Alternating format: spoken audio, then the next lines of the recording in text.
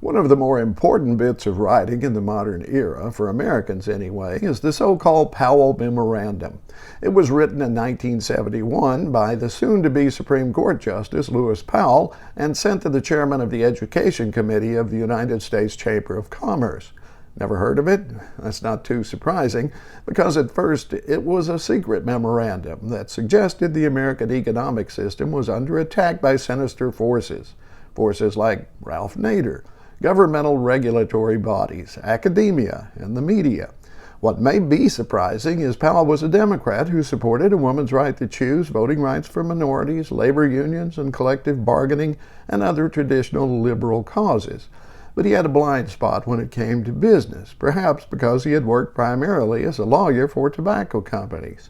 For example, he had argued tobacco companies should be able to claim the First Amendment right to free speech in order to provide false information to consumers.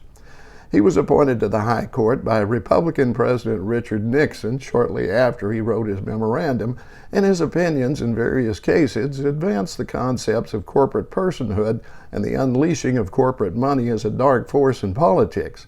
But it was his memo that got the ball rolling, and like Victor Frankenstein, if he could have seen the outcome of his labors, he might have had second thoughts.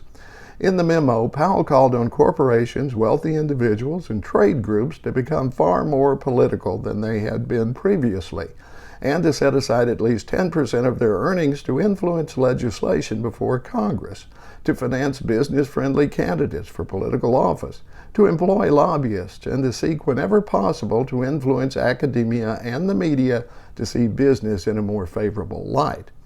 The business world took note and immediately began working to fulfill Powell's suggestions by creating think tanks, political action committees, and other business-centered organizations like the Federalist Society, the Heritage Foundation, the American Legislative Exchange Council, more often referred to simply as ALEC, and many others. Powell ended his memo on a hopeful note that departs significantly from the more alarmist tone he employs in the rest of the memo. He assures his audience most of the essential freedoms remain and lists them, including private ownership, private profit, labor unions, collective bargaining, consumer choice, and a market economy in which competition largely determines price, quality, and variety of the goods and services provided the consumer.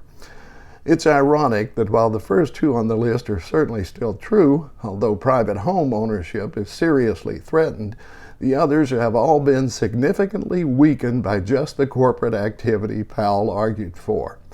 Powell retired from the court in 1987 and passed away in 1998. Unfortunately, unlike Victor Frankenstein, the monster he created outlived him and continues to ravage the countryside.